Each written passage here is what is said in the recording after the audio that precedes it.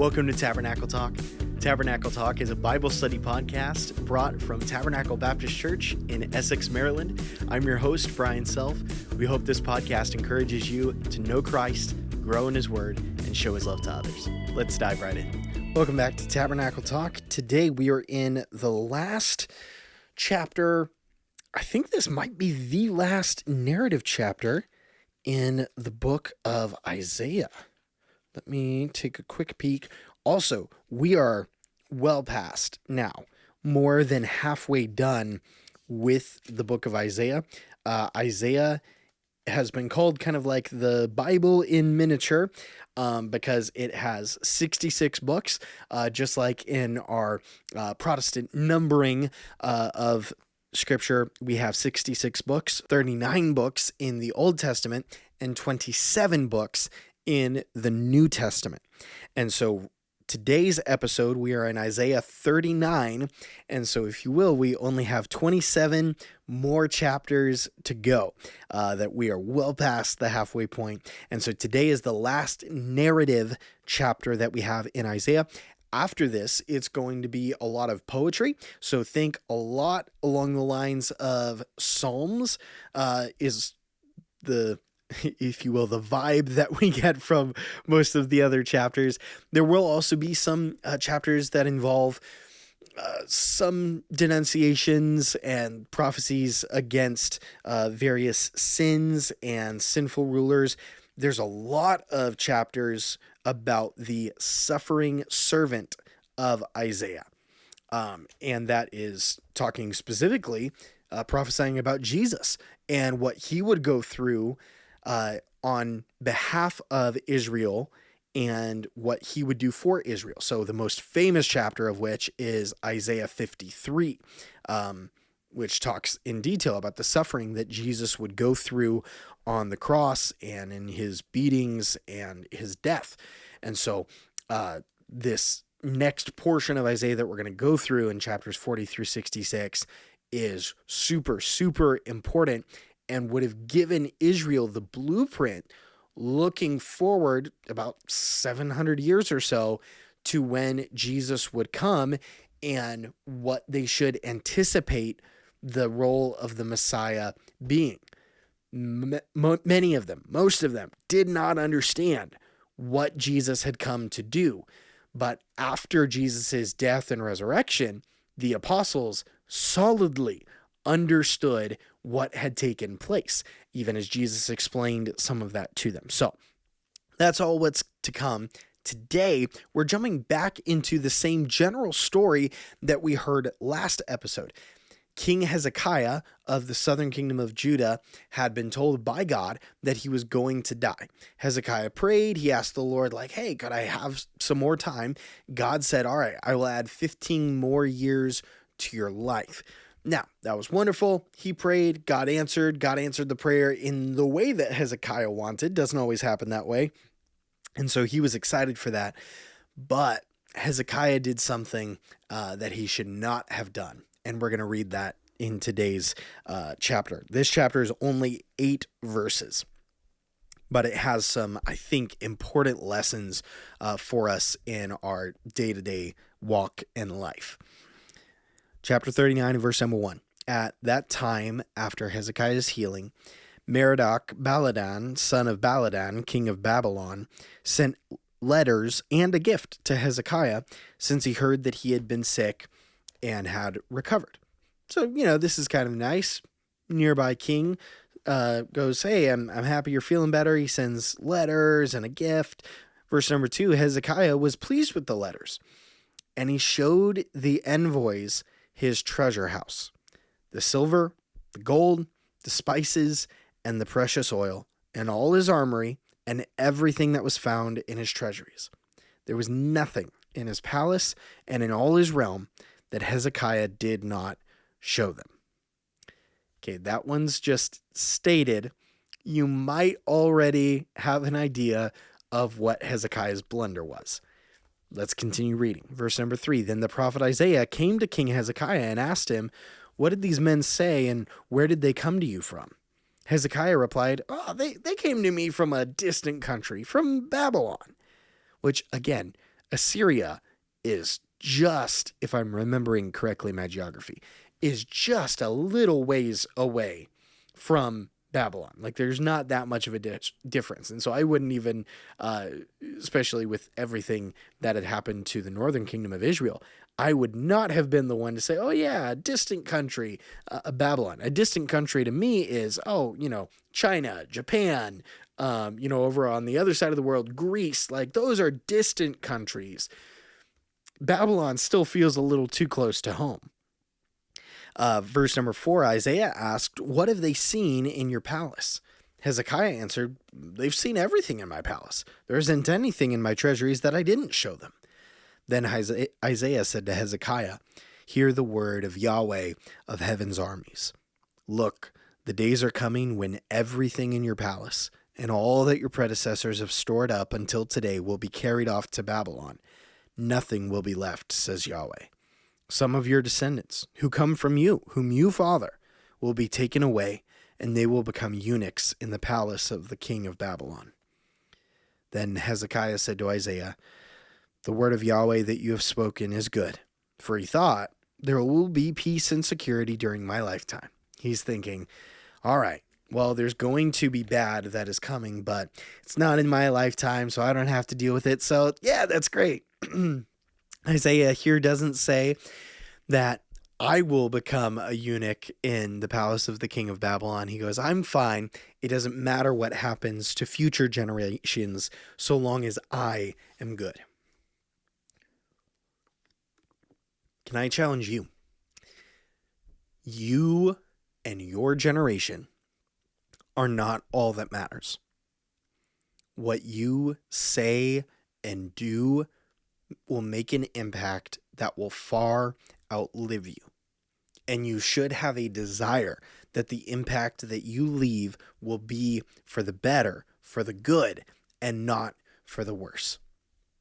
On the national scale, this is something that people have warned about for a long time, that even the consistent hoarding of wealth in some of the upper age groups of our society, that it's not being passed down generationally. And so there's going to come a time of incredible financial upheaval, even in the next, say, 15 to 35 years. And I'm certain that there are some people that might be watching this that are like, it'll happen sooner than that. And I don't doubt some of that as well. That can happen within even our debts that we're amassing as a nation. And there's continued to be no cessation of consistent spending without being accountable to what we're spending, bad budgeting, excessive spending that's not within the agreed upon budget that we even are supposed to have as a country. And so we are saddling future generations with incredible debt in ways that could really destroy our nation in coming days. None of you, I don't believe, watching this are individually responsible for that. You are responsible for the way that you talk to your kids and your grandkids, to those younger than you at your church, the way that you care about those within your church. Just because you might be getting up older in years does not mean that you are exempt from service in the church. Now, that service might not look like you might be, 93 years old. You might not be one that God has serving in nursery during this time. That's totally okay. But you better be praying for your brothers and sisters in the Lord. You better be an encouragement in whatever time that the Lord gives you, that when you are at church, you're building someone else up with your words, that you are caring for them. Don't say, well, I did my time and now, everyone else can just deal. And so it doesn't matter. No, you, until your dying breath, invest into the coming generations. Now, that might be, if you are 90, that someone in their 60s and 70s is some of the next generation that you're pouring into and that you're caring for. as well as you can care for those that are, in their teens or those that are in their 20s, like myself. You can invest in the coming generations. Have a love that you want other people to know how to share the gospel, how to live well in their marriages, how to be a diligent and a hard worker, how to give to the Lord's work. Wherever the Lord has placed you, you can invest in the next generation and make their future better. I'd even encourage you, I have no idea who all watches Tabernacle Talk, but if you are anywhere near kind of the end years of your life, I'd encourage you to talk with a tax professional and see if there's a way for you to give to the Lord's work, whether here at Tabernacle or wherever your local church is, that when you pass, that God's work is continuing to be blessed and taken care of, even through your financial generosity.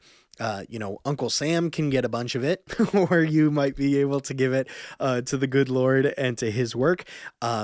I am not a tax expert. Don't talk to me. Anything that you would do in relation to Tabernacle, that is between you and God. No assumptions or pushes from my end. But I do want to encourage you, be thinking about the future. Here Hezekiah goes, well, stuff is going to be fine during my life, so it doesn't matter that I have done these incredibly destructive things for my, kids or grandkids and the future of this kingdom of Judah. Like, I really messed up. The proper response for Hezekiah here would be, God, I am so sorry. Like, I was prideful. I was wrong. And so would you forgive me? Even praying, he prayed the time before, don't kill me. I feel like he could also have prayed here, God, don't bring onto my kids or my grandkids punishment for my pride right now. Like, punish me, don't punish them for it. That's not what he prays here. And here it's just very self-centered in his reaction. Don't be that. I also want to mention as well, the kind of source of this trouble that he brings on the subsequent generation is because of his pride. That he wants to show off and showboat to the messengers from Babylon to say, look how rich I am. Look how incredible my house is. And though many of us are not rulers over a country that our pride can literally mean the end of our country, all of us can be unduly proud. And pride goes before destruction, and a haughty spirit before a fall is what Solomon would tell us in Proverbs. And so I want to encourage you, don't have a proud heart. Don't be boastful in your possessions, in your home. Don't be boastful of your accomplishments and all the great things, quote unquote, you have done. Recognize that everything you have comes from God. So you can use your stuff, you can use your home, you can use your wisdom or accomplishments to bless other people and to help equip them for what God would have. But don't live your life just being a self-centered, braggadocious person. Here, that led to, it was one of many things that led to the downfall of Judah, but God highlights it both here and in, I forget if it's 2 Kings or 2 Chronicles, but God highlights it multiple times as one of the reasons for the downfall of Judah. It was one of the most human aspects that Babylon knew there are incredible riches to be had here. And so I want to challenge you, don't be prideful, be generous. A proud person says, look at all of this stuff. Generosity says, how can I use God's stuff that I currently manage to bless someone else? If you have a nice home, wonderful. Don't just have people over that can marvel at your greatness. Have people over to be able to spend time with them, to disciple them, to invest in them, to fellowship with them, to pray with them. Do that. If you have a nice home, that is something that you should be doing. If you have a lot of money, use your money to help those who don't have many possessions, help people out within your church that need it. Give to the Lord's work so that so that your local church, wherever it is, can be further blessed. If you have a nice vehicle, use it to give rides to maybe older individuals that need to get to a doctor's appointment or need to get to the store or maybe need to visit a family member. Those would all be good ways to use your possessions. Don't just brag on what you have. Use what you have in order to bless others. And that would even fall in line with what we read several months back in 1 Timothy 6 of instruct those who are rich in this world to be rich in good deeds. And may we pursue that with our life. This ends the narrative portion of Isaiah, chapters 36 through 39.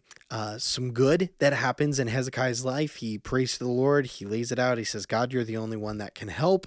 God answers his prayers. But it doesn't mean that Hezekiah was perfect. And there were times where his pride and his self-centeredness led to the destruction of generations. And so may we have a heart to be generous, to be wise, to be humble, not to be prideful or braggadocious. Thank you for tuning in today. Don't forget to like, comment, share, subscribe, leave a review if you're on Apple or Spotify podcasts. If you watched all the way to the end of this episode, comment the word Maserati. Maserati. If you have a Maserati, give someone a ride to the doctor's office in your Maserati, and you will get Tabernacle Talk points for commenting Maserati or for taking someone to their appointment in your Maserati. God bless. Have a wonderful day.